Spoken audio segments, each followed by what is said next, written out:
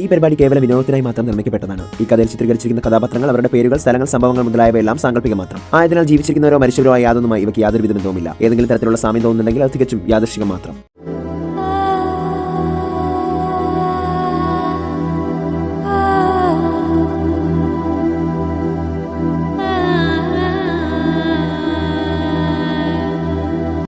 പക്ഷെ ആ മാല എനിക്ക് ഒരു വിധത്തിലും എടുക്കാൻ സാധിക്കുന്നില്ലല്ലോ. ശിവരാത്രി നാൾ അടുക്കാറായി. എങ്ങനെ ഈ മാല കൈക്കലാക്കിയേ മതിയാകൂ. അതിന് ഞാൻ കരയിൽ വേണം. എന്താ ഒരു വഴി? ലയ ആലോചിച്ചു. പെട്ടെന്നാണ് മാല എടുക്കാനുള്ള വഴി ലയയ്ക്ക് കിട്ടിയത്. മഹി, അവനെ കൊണ്ട് മാത്രമേ ആ മാല അവിടെ നിന്നും എടുക്കാൻ കഴിയൂ. നാളെ ഉറപ്പായും ആ മാല എനിക്ക് കിട്ടും.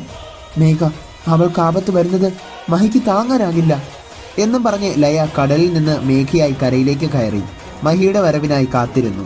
അല്പനേരം കഴിഞ്ഞപ്പോൾ മഹി മേഘയുടെ അടുത്തേക്ക് വന്നു. പക്ഷേ മേഘ ആകെ അവശ നിലയിലായിരുന്നു. മേഘ, എന്തുപറ്റി തനിക്ക്? വയ്യ, തീരെ വയ്യ മഹി. എന്റെ ജീവിതം അവസാനിക്കാൻ പോകുന്നു. ഇനിയും ആ മാല കിട്ടിയില്ലെങ്കിൽ എന്നെ മഹിക്ക് കിട്ടില്ല.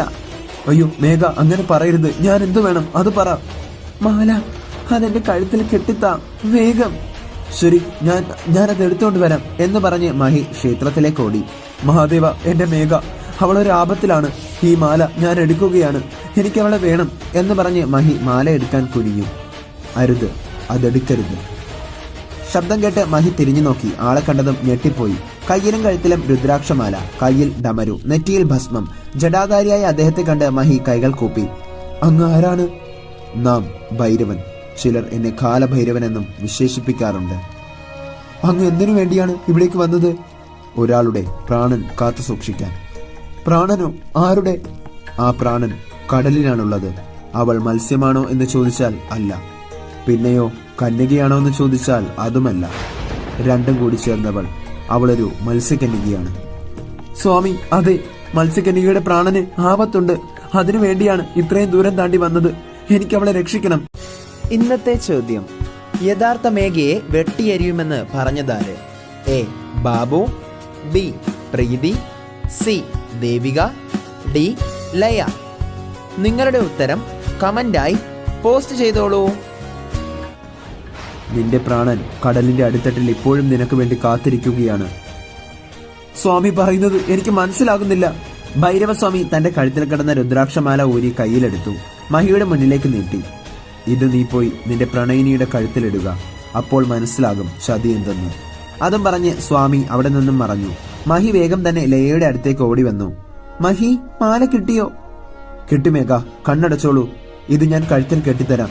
മഹിയുടെ വാക്ക് വിശ്വസിച്ച് ലയ മെല്ലെ കണ്ണുകൾ അടച്ചു. മഹി രുദ്രാക്ഷമാല ലയയുടെ കഴുത്തിലേക്ക് ഇട്ടു. പെട്ടെന്ന് ലയ ചാടി എഴുന്നേറ്റു. അവളുടെ ശരീരം മുഴുവൻ പൊള്ളുന്നു. ക്ഷണനേരം കൊണ്ട് ലയയുടെ ശരീരം മുഴുവൻ മീനിന്റെ ചെതുമ്പൽ കൊണ്ട് നിറഞ്ഞു. പെട്ടെന്ന് ദേഷ്യം കയറിയപ്പോൾ ലയ മേഘയുടെ രൂപത്തിൽ നിന്നും മാറി സ്വന്തം രൂപത്തിൽ വന്നു. മഹി ലയയുടെ മുഖം കാണുന്നതിനു മുന്നേ തന്നെ ലയ കടലിലേക്ക് ചാടി. മഹി ഞെട്ടിപ്പോയി. ഇത് വേറെ ആരോ ആണ്. എന്റെ മേഘ അല്ല. അപ്പൊ ക്ഷേത്രത്തിൽ വെച്ച് എന്റെ അടുത്ത് വന്നത് ആരായിരിക്കും? ആ മുഖം മനസ്സിലോർത്തതും മഹി ഞെട്ടിയതും ഒരുമിച്ചായിരുന്നു. സാക്ഷാൽ മഹാദേവൻ തന്നെയാണോ? അത് മഹാദേവ, ഞങ്ങളെ കാത്തു രക്ഷിച്ചു, നന്ദി. പക്ഷെ ആരാണെന്ന് കാണുന്നതിന് മുന്നേ അവൾ കടലിലേക്ക് ചാടിയല്ലോ. ഷേ. മഹി കൂട്ടുകാരന്റെ അടുത്തേക്ക് വന്നു. സത്യ, മഹേഷ്, ആകെ പ്രശ്നമാ. എന്താ പ്രശ്നം? സത്യ ചോദിച്ചു. മേഘയ്ക്കും എനിക്കുമിടയിൽ ആരോ ഉണ്ട്. അതാരാ? ഞങ്ങളറിയാത്ത ഒരാൾ നിനക്ക്? അയ്യോ, എനിക്കറിയില്ല അതാരാണെന്ന്. അവൾ മേഘയുടെ രൂപത്തിലാണ് എന്റെ മുന്നിൽ വന്നത്. അവശ നിലയിലായിരുന്നു. അവൾ എന്നോട് പറഞ്ഞത് മേഘ എന്റെ കയ്യിൽ ഏൽപ്പിച്ച മാല അവൾക്ക് വേണമെന്നാണ്. മേഘ എന്നാണ് അവൾ എന്നോട് പറഞ്ഞതും. മേഘയാണെന്ന് കരുതി ഞാൻ ക്ഷേത്രത്തിൽ ചെന്ന് മാല എടുക്കാൻ പോയി. എന്നിട്ട് മാല നീ എടുത്തോ? മഹേഷ് പേടിയോടെ ചോദിച്ചു. അതല്ലേ രസം. മാല എടുക്കാൻ തുടങ്ങിയതും ഒരു സ്വാമി എന്റെ മുന്നിലേക്ക് വന്നു. അദ്ദേഹം എനിക്ക് നേരെ അദ്ദേഹത്തിന്റെ കഴുത്തിൽ കിടന്ന രുദ്രാക്ഷമാല ഊരി എന്റെ കയ്യിലേക്ക് തന്നു. ആ മാല അവളുടെ കഴുത്തിലിട്ടാൽ ചതി എന്താന്ന് അറിയാമെന്ന് പറഞ്ഞു. ഞാൻ ആ മാല അവളുടെ കഴുത്തിലിട്ടു. അതിശയം, പെട്ടെന്ന് അവളുടെ ശരീരം മുഴുവൻ ചെതുമ്പൽ കൊണ്ട് മൂടി. പെട്ടെന്ന് അവൾ കടലിലോട്ടും ചാടി. അതാരാണെന്ന് നീ കണ്ടോ? മഹി. സത്യക്ക് ആകെ പേടി തോന്നി. ഇല്ല, അതിനു മുമ്പേ അവൾ കടലിലേക്ക് ചാടി. അതാരായിരിക്കും? ഒരു പിടിയും കിട്ടുന്നില്ല. മഹി, നീ സൂക്ഷിക്കണം.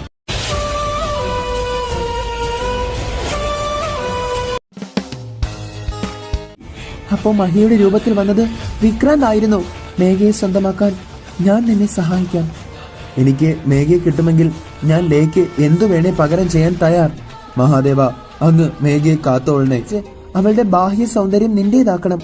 ഇത് മത്സ്യകന്യകയുടെയും പച്ച മനുഷ്യന്റെയും മനസ്സുകളിലെ സത്യമായ പ്രണയം. ഈ പ്രണയത്തിലൂടെ ഇവർക്ക് ഒന്നാകാൻ സാധിക്കുമോ? കാണൂ മത്സ്യകന്യക 2 എല്ലാ ദിവസവും രാത്രി 8 മണിക്ക് നിങ്ങളുടെ സ്വന്തം മൂൺലൈറ്റ് HD-യിൽ HD ദൃശ്യ മികവോടെ.